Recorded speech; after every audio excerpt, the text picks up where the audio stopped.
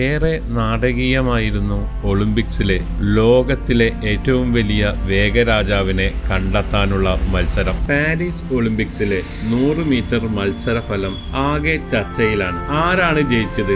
എന്താണ് വിജയെ തീരുമാനിച്ച മാനദണ്ഡം? ഇത് സോഷ്യൽ മീഡിയയിലുമൊക്കെ വളരെയധികം ചർച്ചയിലാണ്. ജമൈക്കയുടെ കിഷൻ തോംസന്റെ കാൽഭാഗമാണ് ആദ്യം വരയിലെത്തുന്നത്. അതോടുകൂടി ഒരു വിഭാഗം ആളുകൾ വിജയിച്ചത് ജമൈക്കക്കാരനാണ് എന്ന അഭിപ്രായത്തിലാണ്. തന്നെയുമല്ല, അമേരിക്കക്കാരനെ വിജയിപ്പിച്ചതാണ് എന്ന വാദങ്ങളും വന്നു തുടങ്ങി. എന്നാൽ 100 മീറ്ററിൽ മെഡൽ നേടിയത് അമേരിക്കയുടെ നോഹ ലൈസാണ്. തുടക്കത്തിൽ 8ാം സ്ഥാനത്തായിരുന്നു അദ്ദേഹം. 50 മീറ്റർ പിന്നിടുമ്പോഴാണ് 7ാം സ്ഥാനത്തേക്ക് വരുന്നത്.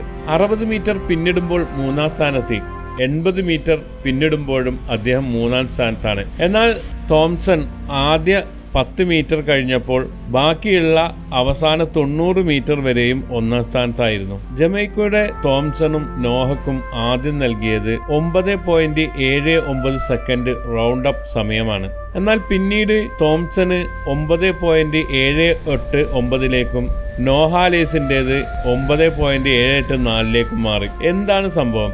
എങ്ങനെയാണ് ഈ സമയം മാറിയത്? മത്സരത്തിന്റെ ഭൂരിഭാഗവും മുന്നിൽ നിന്നത് തോംസൺ തന്നെയാണ്. തന്നെയുമല്ല, ഫോട്ടോ ഫിനിഷ് ഇമേജിൽ തോംസന്റെ കാലാണ് ഫിനിഷ് ലൈനിന്റെ മുന്നിൽ കാണുന്നത്. പിന്നെ എങ്ങനെയാണ് ലെയ്സിന് സ്വർണം കിട്ടിയത്? അവസാനം വരെ തോംസൺ 1ാം സ്ഥാനത്ത് തുടരുന്നുമുണ്ട്. അതുകൊണ്ട് കണ്ടുനിന്ന കാണികളും തോംസൺ വിജയിച്ചു എന്ന് തന്നെയാണ് വിശ്വസിക്കപ്പെടുന്നത്. ജമൈക്കക്കാരന്റെ കാലു തന്നെയാണ് ആദ്യം ഫിനിഷ് ലൈനിന്റെ അടുത്തെത്തുന്നത്. പക്ഷേ നോഹ നെയിൽസിനെ വിജയായി പ്രഖ്യാപിച്ചു. എന്താണ് സംഭവിച്ചത്?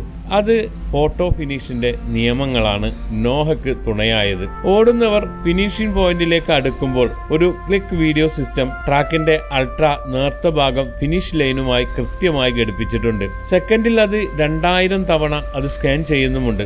അതുകൊണ്ട് തന്നെ കൃത്യമായ ചിത്രം അതിന് നൽകാനാകും. ഇനി ഓട്ടക്കാരനെ മറയുകയോ തടയുകയോ ചെയ്താൽ അത് പരിഹരിക്കാൻ വേണ്ടി ഫീൽഡിന്റെ മറുവശത്ത് ഒരു ബാക്കപ്പ് ക്യാമറ കൂടിയുണ്ട്.